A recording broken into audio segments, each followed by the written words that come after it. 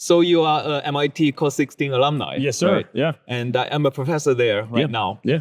So when you were at MIT, what was your favorite aeroastro course? So I had several favorite classes. I do think I learned a lot from Professor DeWick's system engineering class. That still kind of comes back in a lot of the way we design aircraft. And he's done work since then that I've stayed in touch with his research, and it helped stay connected because of the things he covered in our program. That program also had a lot of project work where we built, competition airplanes, things like that. So those are a lot more like what I do every day than say individual solving of a problem, so. That's fantastic. I'm sure I'm going to let him know. I'm a pilot myself. Sure, yeah. And I just got my seaplane rating. Oh, awesome. And I'm sure I'm going to be flying one of the helicopters someday get my helicopter rating. The Robinsons are like the Cessnas, right, of the helicopter world. Yeah. And almost every pilot was trained in one of the R-22s or R-44s. So as a pilot myself, I know that I want dependable systems. I want systems that I know how it works, that has been working for decades and has a very robust history. But at the same time, I'm a technology innovator, right? I build the Flexcompute and I'm working on the frontier technology. Yeah. This is very similar to Robinson, right? Yes. Robinson has a very great history. And just like the Cessnas, it has a lot of traditions and a lot of systems that are proven to work for decades. But at the same time, you came into Robinson to innovate, right? Sure. Is to bring Robinson newest technology, ensure it'll thrive and grow for the next 50 years. Yeah. I see the same dichotomy in me, right? As a pilot and as an innovator. Sure. So it resonates very well. How do you actually reconcile this dilemma? What type of traditions do you want to actually keep in Robinson, and what do you want to change? Developing aircraft is, it's one of the areas that probably requires the most care. Almost all that we do has risk and safety implications to it. Part of the benefit of having the 53-year history we have is that we have a lot of product that has gone through the hard cycles of seasons and abuse, environmental degradation, shipments across the world. We ship so many aircraft all over the world. Yeah. So we know a lot from that foundation that is very scalable, and it makes things more dependable for our customers. But there are things that are on the horizon. So we talk about things like advanced computation, fly-by-wire technology, advanced types of automation. So we're now big into the unmanned systems. Over our shoulder is one of our unmanned Robinson 66 turbine truck. And so the turbine truck is built with the idea that we can take a heritage product that has been built over 1,500 times now, the R66, and use that with the latest technology for autonomy so that you can do both. And so the things that we want to have customers feel about Robinson is a lot of the confidence that the heritage brings, but we also want them to feel like there is an opportunity to benefit from all this new technology that they hear about all the time. So I think it's important to balance those things as you build a business and a brand in today's world, because things change fast. Got to be always aware and benefiting from the new technology, So I know you recently decided to acquire Ascent Systems. Sure, right? Yeah. That's a small drone manufacturer. Absolutely, built with MIT engineers. Yep. Exactly, yes. At the same time, like the traditional helicopter space is also now starting to getting newcomers. For example, we are also another MIT startup is Electra. Yes, right? Yes, they were here not that long ago. They were here a couple months back. Okay. Yeah. So they are also bringing the airplane world to some of the specialties where only helicopters could have worked. Yeah. Right. Yeah. So how do you see the whole ecosystem changing as drones? You are expanding into drones. Yes. And there are other people who are coming to the space traditionally occupied by helicopters. Yeah, so the great thing about it is there's room for all types of capabilities. And I think Electra has a great product and architecture. It's aimed at short takeoffs and landings. There's plenty of places in the world that are not long enough to have a full runway, but are long enough to have a short takeoff capability. There's parts of the world that's been a big part of how they get around. Alaska is a great example where they use a lot of short takeoff and landing aircraft. A lot of mission work is done in short takeoff and landings on rivers and things like that. So I think they've got a great product, and it is very different in a lot of ways to what helicopters do, but has some overlap. I think we'll see the future offer many new ways to travel, and I think it'll also involve maybe moving material or cargo in unmanned ways, like the aircraft we just talked about on the turbine truck. So I think it is going to be important for all of the players to understand how they can contribute to each other. So we're actually, we speak a lot with the Electra team because we think our heritage can help them move faster. So we see them as an ally, not a competitor or anything. And there's definitely more of that than there is anything that would be sort of a, worry about technology displacing one or the other. All these products provide really unique value. I mean, helicopters do something that is magical. Hovering is magical. And you think about nature, hummingbirds are really the only winged animal, that does that. And that's so small. Right. And so certainly you have birds that do that, and then you also have like small insects that do that. Right, hovering is a very magical thing, and if you want to do that in aircraft, you really need a helicopter's specific architectures.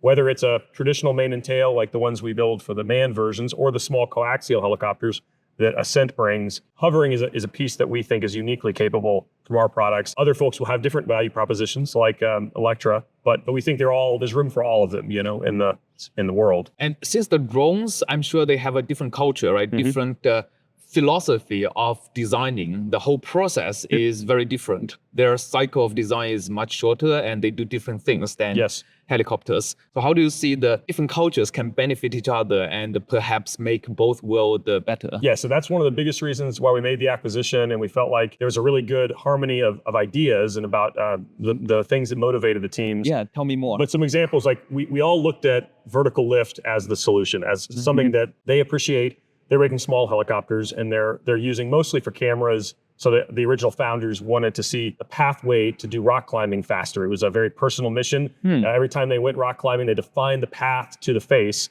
and it was very inefficient. But if they just had a small drone, they could get above it and see the path, because there's usually an obvious path to and from the face. So they made this design effort around something that was easy to carry, easy to launch, and it could get straight up and vertical and move around very efficiently. So they designed the original Sprite that was the first one of the Ascent Aerosystems products. What's neat about that is they value vertical lift, like we value vertical lift. And I think what's been nice is in the culture merging that we've had, they really bring this fast cycle, as you mentioned, super quick to iterate. They actually had a product they developed from like the end of last year until February that they just won a big competition for, or came in like the top 10. And so because of that, they were in a really good position, but it was because they could move so fast. They could iterate quickly. And I don't know that our culture here at the helicopter, the main manned helicopter side, could iterate that quickly, but there's elements where we're faster than the other guys. So there's a lot of common things about moving quickly, being decisive, using great engineering intuition as a first order driver, but then later coming through and doing the rigor that's required to get it to in civil flight, it's certification. In the unmanned side, it's durability testing. It's wringing it out through lots of trials, lots of flying of your own. So both sides do that very well. But the thing that we thought was a really great value creation was the team here has a lot of discipline around manufacturing. So even the engineering design teams are incredibly active on the production floor. So they're very close to how we make everything. There's almost no role in our business that doesn't walk out on the floor and spend time watching machines cut parts or team members assemble parts. So because of that, that's a piece that the Ascent team didn't have at the same scale as us. So it's helpful for the team to give that kind of influence back to help them think about how to build tens of thousands of things. Obviously, we built tens of thousands of helicopters now. That's a pretty rare thing. So we think it's a unique value for Robinson to be so production-centric. And it has helped, I think, the Ascent team achieve some of their big goals. They are building more drones now than they ever built before we bought them, So really exciting times. In addition to acquiring Ascent, right, you came in as the new CEO and made a lot of other changes. Sure. And one of them is partnering with Flexcompute. Yes. Right? Yes. And I'm sure you're doing other things to make the design even faster and better. So tell me more about how these new investments are shaping Robinson to make it fantastic for the next another 53 years. Yes, exactly. So a big part of our business is to make sure we have new products that can meet new missions, create growth in areas we don't currently cover. A big one is the mission around the R88. The R88 is much larger than the product behind us. It's 2 times or 2.5 times bigger than some of these products. And the idea behind it is there's missions like air medical services we don't currently perform today. We want to satisfy those customers as well.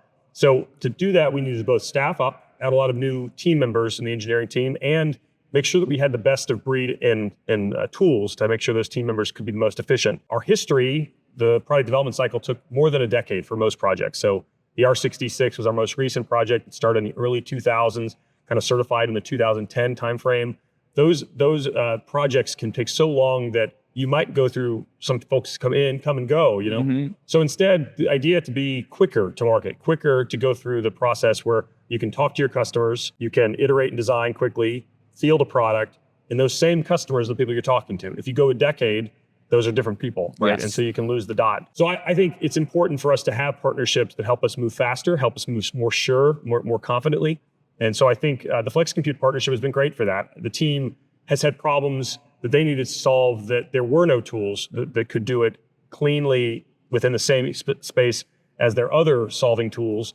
And Flow360 has been really instrumental in that, to allow the team to iterate quickly and solve problems in the engine system in particular, and getting it to where it meets a fairly complex array of requirements for air inlet performance. Oh, interesting. Can you tell me more about that? Yeah, I think a good way to think about it is engines, and particularly high performance engines like turbine engines and helicopters, they are somewhat sensitive to distortion, or the inflow right. being turbulent, or something that is not perfect, smooth. Yeah. And so to do that, you have to design an inlet that is both smooth in the nominal, but also you have to deal with things like blockages that would come from snow or from ice or from dust, and a progression of those things, so that it may start small, but it eventually becomes more and more obstructed. So how do you model that so that throughout its service life, it is receiving the right air and the right rate and the right flow and smoothness?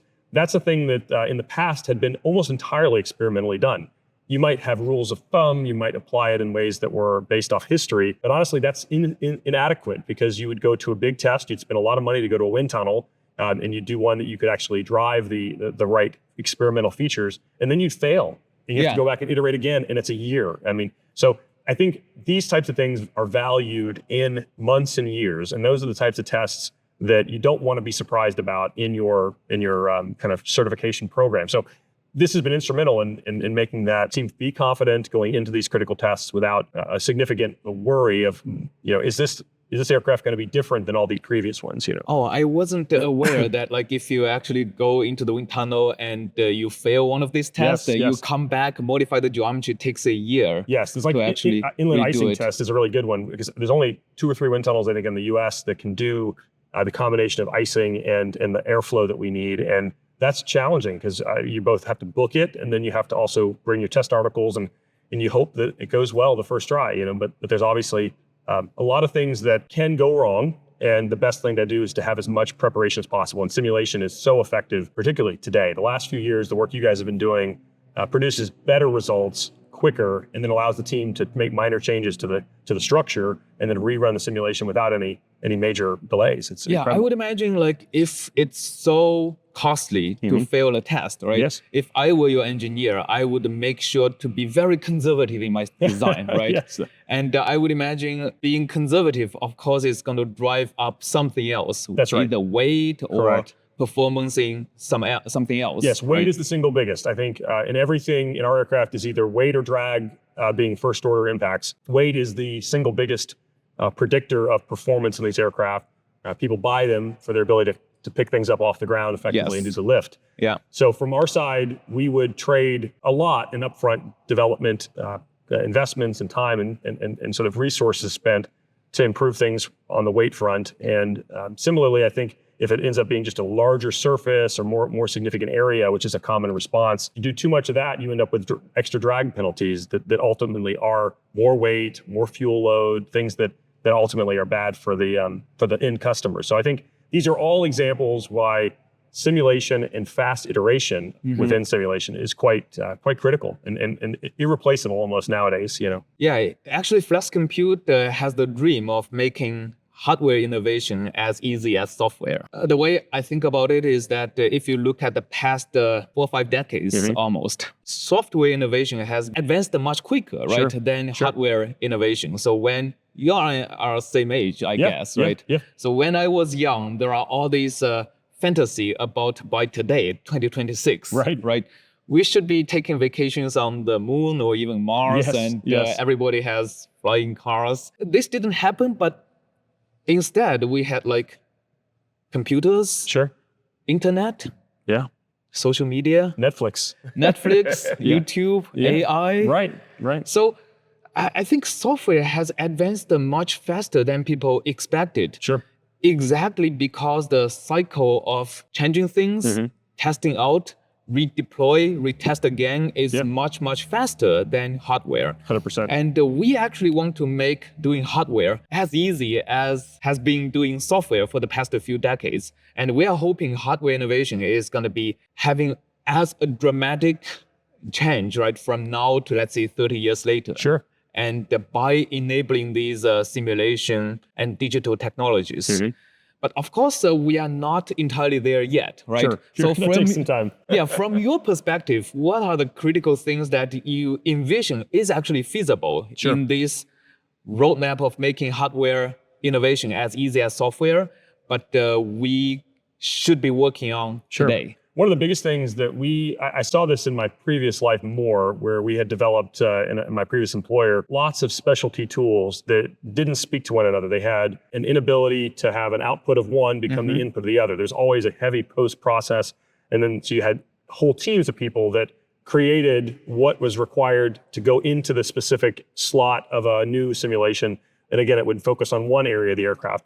What you ended up with was everything was not synchronized. So you'd have the configuration of the aircraft as it was currently designed. You'd have the model that simulated it for aerodynamics was different than the one that simulated for structural dynamics. It was different than the one that simulated for electromagnetics or for wiring, conveyance systems. And you have these things that lived in independent little worlds. So there wasn't one truth really. There were like 7 truths, 8 truths sometimes. And I think when I look back as an engineer, it obviously resulted in errors. There were misses between them. There were things where one team thought they had solved the problem, but the design had actually moved on from that. Exactly. It was no longer compliant, right? Yeah. So I think these things are a product of the complexity of design in complex hardware. And so when I look at what we can do today, if you can have systems that use a common baseline, so a common 3D designed baseline, and then connect to the simulation capabilities, hopefully through a common simulation suite that can do more things, I think that really does pay dividends, and the ability then to have one truth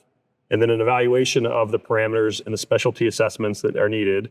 And then the result can be then a lot more confidently put to the next stage, whether it's into production or whether it's, an upgrade in the field or something. Today's world, unfortunately, is still very, broken apart, but we're fixing that. This I know, is we're finally fixing This is changing, yeah, right? You're right. So we just launched GeometryAI yes. last week, right? And the goal of that is exactly doing what you just said. Sure. When you say there should be a common CAD suite, right? A common repository of truth, right? This repository of truth right now is in CAD format. Okay. And CAD is great for manufacturing, for fabrication. Yeah. And as a vertically integrated company, you know that, Oh, right? absolutely. When a CAD model goes into assembly line, it's easy. Yes, much but easier. CAD is not designed for simulation. And going from CAD to simulation is what used to require the team of people to clean up the geometry, fixing holes and mesh it. And that's what's creating all this friction, right, between one domain of simulation and a different domain of simulation that's creating all these potential for errors. Yes. So GeometryAI is designed to streamline from the CAD to simulation. So from the same CAD model, you can generate the appropriate mesh for any type of simulation. That's great. Because actually mesh design and mesh simulation is a thing that in the past took a special expertise to select the right ones, right? Hopefully that now can be much more industry standard or more appropriate to the tool, Yes, and I actually think, especially for a company like you, this is a great opportunity. So going back to when I see that everybody who is involved in the design actually goes to the assembly line and goes to the part fabrication process, right? So there are people inside of the same company who does design of, for example, the aerodynamics. Yes. And inside of the same company, you have people who are actually responsible for figuring out how to fabricate the part. They're very closely connected because ultimately the best companies realize those things do live together in a lot of ways. You can, if your product is either critical in stiffness or it's extremely flexible for lightweight or whatever, those things can actually turn into issues in production. And you need to really understand that in how you fixture it, how you hold it, how you machine it. And a lot of times those things are coupled together, And so critical parameters that affect the aircraft performance oftentimes are directly driven by things in the factory. And I think those teams work very closely together. And we see it in things like the most complicated parts we build today are things like transmission systems, power transfer systems, gearboxes. And those things tend to require all of the things that we require in simulation. So it's got dynamics, it's got acoustics, it's got heat transfer, it has lubrication and fluids, it's got inside the case, and it's got metal fatigue. It's many, and then you zoom out even just a slight level, and you get into structural dynamics from into the airframe, rotor dynamics feeding into it, and so the complexity of that system, which is the heart of a helicopter, really, is so integrated that it's a really great use case for this, where you could have a common center point that then works with all the various specialty solvers, and I think that is a good model, and the future would be faster with that, because that's the slowest part of the development process. It takes a year or more. So I'm super excited in helping Robinson achieve that, because this is such a great opportunity to have a really multidisciplinary design, right? Yes. A multidisciplinary optimal trade-off in some sense, right? But this opportunity is right now almost blocked by the ability to go smoothly and automatically from CAD to simulation. Yes, it's a friction-filled process. Yes, it's a friction-filled process, and I've seen inside other companies where, for example, somebody who is responsible for fabrication figures out the innovative way of designing some part better, but that requires modification of the outer mold line. Yes. So as a result, they almost have to go back the aerodynamicist to can you evaluate this modification to see if this actually, maybe it's even better, right? But maybe it breaks your design, who knows? Yes. And the reason they have to go back is that the aerodynamicist actually knows how to grab the CAD and clean up the geometry and then launch the simulations. This is the process that kind of hinders the multidisciplinary design, because most of the time the consequence is that the aerodynamicist says that, oh, I just spent that much time cleaning up geometry, you wanted me to do it again? No, please don't do that. Right. And actually, it's a human thing that's telling. It's a human thing, exactly. Want to either do the analysis, or it is burdensome. It's in a lot of businesses, it's still a very very painful process to do regression testing or updated analysis. That certainly affected a lot of. You think about some of the defense programs out there, defense is very much constrained by very old designs built on old standards that don't even have some of the foundation pieces. And so I can't imagine how different it will be in 20, 30 years when things are built off of more modern digital foundations. It'll make things move faster. Maybe some of those frictions just go away. I think some of these frictions are going to go away with GeometryAI, because now what I envision is I want to take some of the software engineering practices into hardware engineering. For example, you can take regression testing. Yes. Right? In software engineering, which is now standard, into hardware design. Sure. So in the case I previously described, the aerodynamicist should not be responsible for cleaning up the geometry and running the simulation. Sure. He should only be responsible for setting up the simulation, setting up the requirements. Sure. Almost like regression tests. Yes, and then they can see the results, but the system automatically ran through the results. The system automatically runs. So if the structural engineer or the engineer who is responsible for designing the fabrication process figures out a way to do it better, but requires changing the outer mold line, he does not have to go back anybody, because the aerodynamic simulations are already set up. Sure. And he can run them himself. And obtain the data point. Okay, my modification actually improves fabrication by that much and does not affect aerodynamics, right? That's kind of the dream I have about the hardware innovation. Yeah, and it's amazing. We've had a similar dream. I had a really great teammate, another MIT grad, that worked with me, and his whole approach was on multidisciplinary optimization. And the difficulty back then was the system still treated them serially, and so you were always trying to figure out what order to do the operations in, so that you could assess basically the incremental changes from one analysis to the other. And it took months to run through a single closed loop evaluation. I think now things can converge much faster, and you can run what ifs. You can do a couple variations of it and evaluate the better of 3 or 4 options, which is oftentimes how real world works. Is they'll give you 2 or 3 versions of preferred machining or preferred tooling or holding or whatever, and that can then they need to have feedback about which ways are best used for the rest of the shop or rest of the aircraft. So.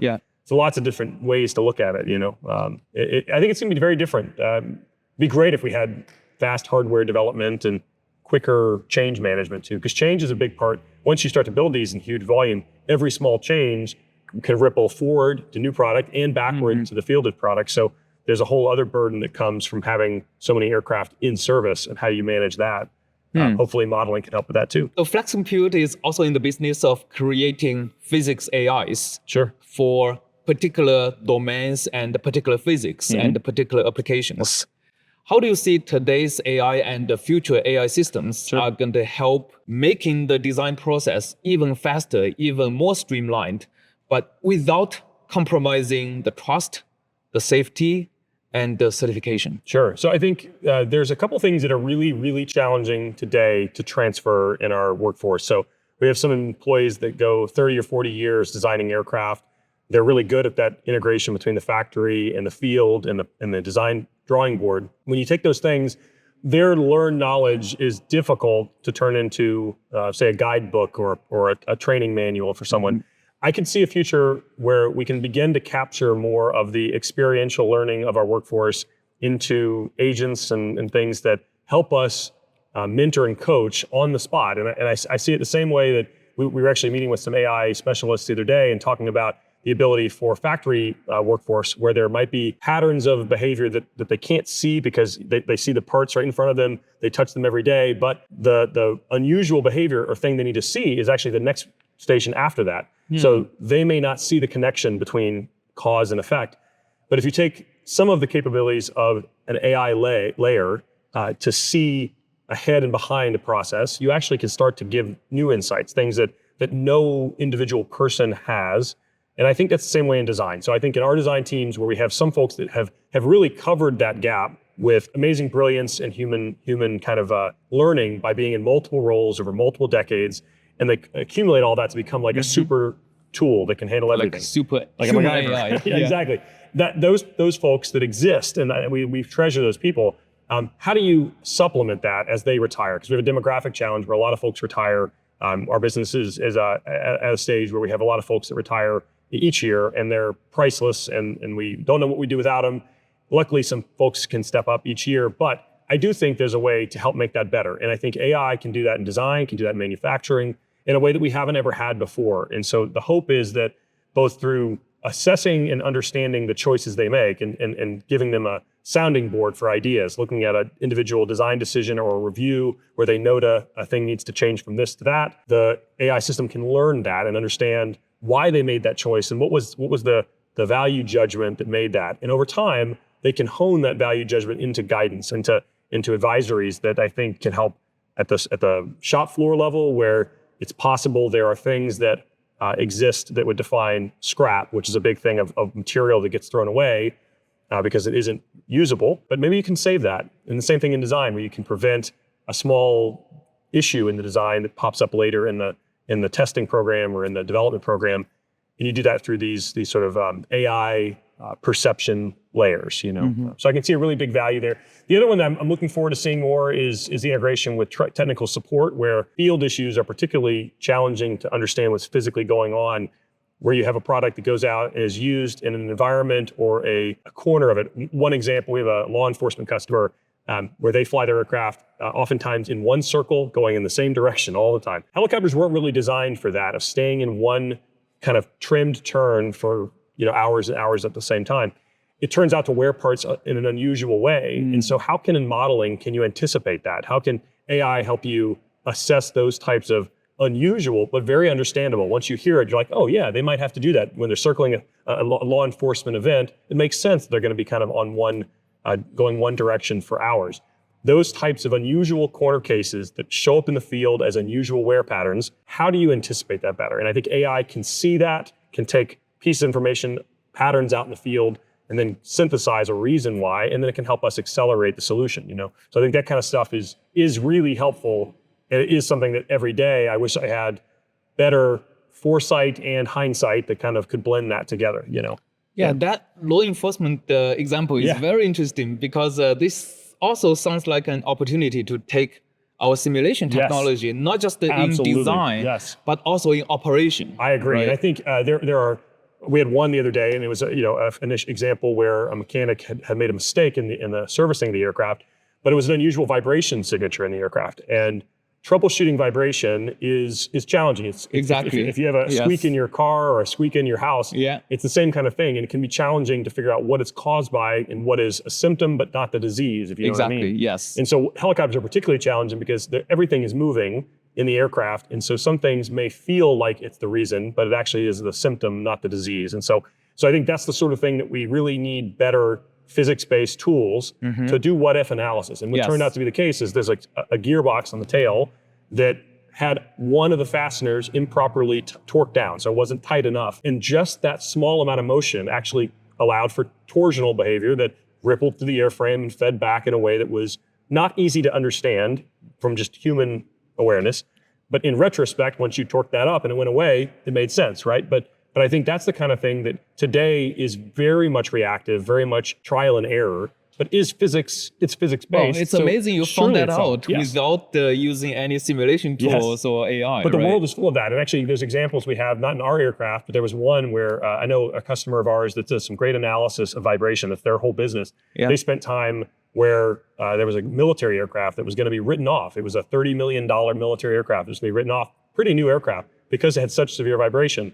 And they spent time analyzing it, finally modeling it with an AI overlay, and it did a great job to actually assess where they needed to make adjustments to solve the vibe. And it turns out there was actually a mistake made in the assembly of that aircraft. This is another manufacturer, but the part was not put in properly, and that was creating part of the feedback. And so these are things that an engineer actually might not ever even think of, because engineers think, this is actually something from Professor DeWick's class, engineers often think of everything functioning nominally. When an aircraft, most cases, there's something not functioning nominally. So when you fly back to Boston and you get in the airplane, there is something likely on the airplane that has a placard that says inoperative. Well, as a pilot, I know very well You got it, exactly. And I think people have to design with systems that are able to function, be safe, be predictable, dispatch, with systems that are performing nominally. And then when something is off nominal, our systems should be better at assessing where that likely is. And that's all physics-based simulation, perfect candidate for it. And it would save a ton in the industry. Yes, and in Flexcompute, I actually see from a lot of customers, they run a lot more simulations to assess these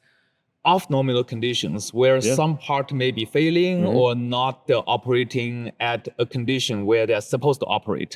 And I think a lot of what we are doing is actually enabling this kind of analysis to make flight safer. I love it. I think that's exactly right. I think, and if you think about the old days, you were somewhat restricted because if you did an experimental only flying type environment, the odds were that you were going to live within a range that was close to the intended mission. You wouldn't intentionally induce a failure and do that mission. It's very similar to how we train pilots in simulators today.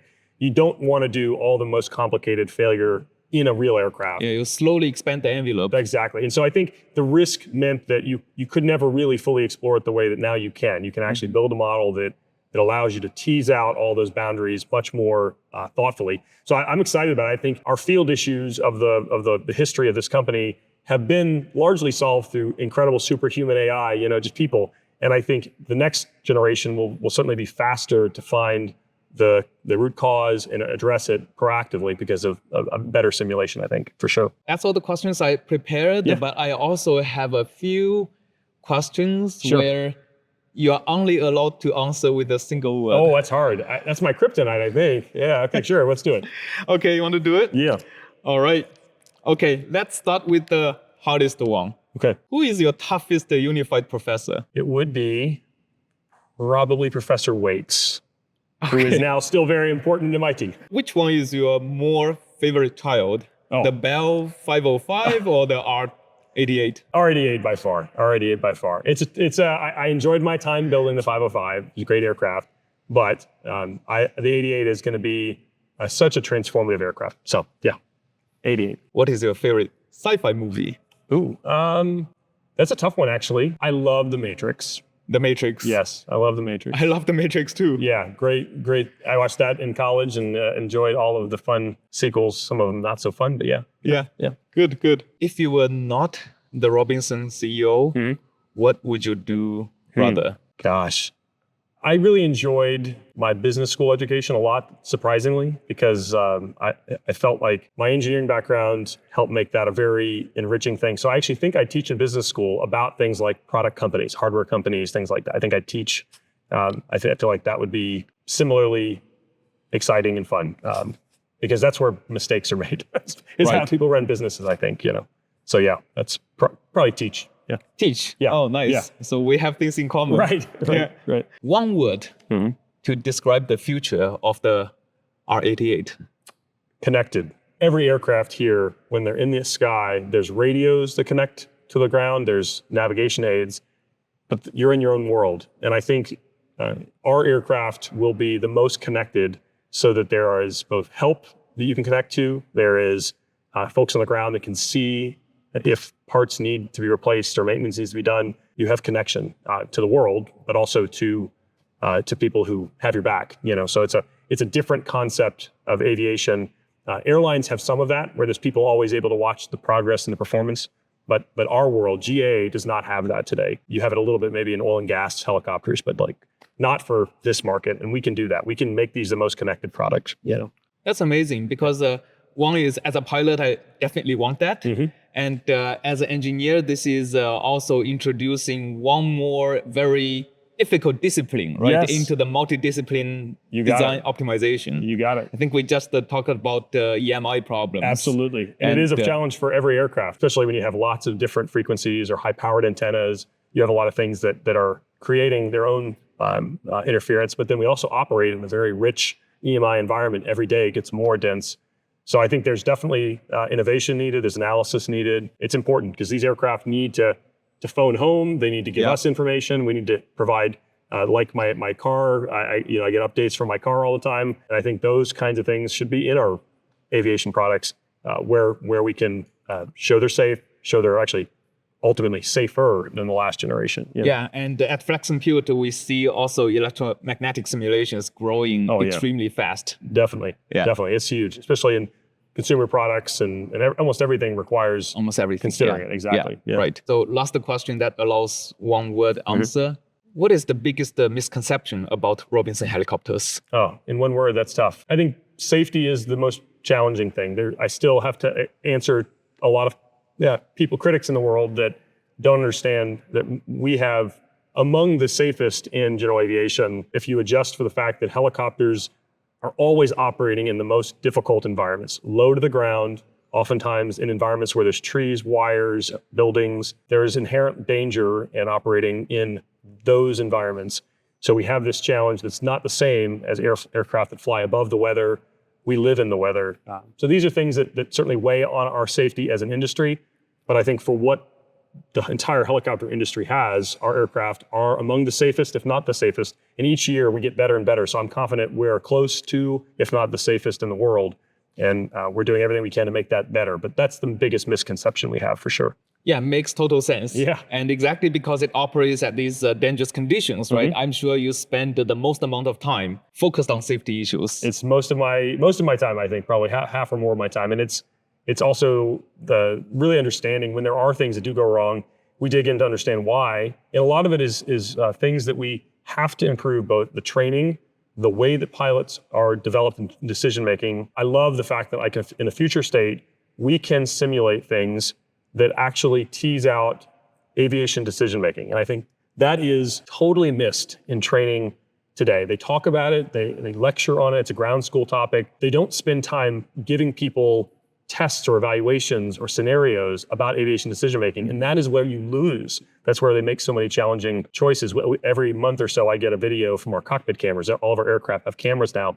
And we get cameras that show people going directly into weather that they know is not allowed in the aircraft.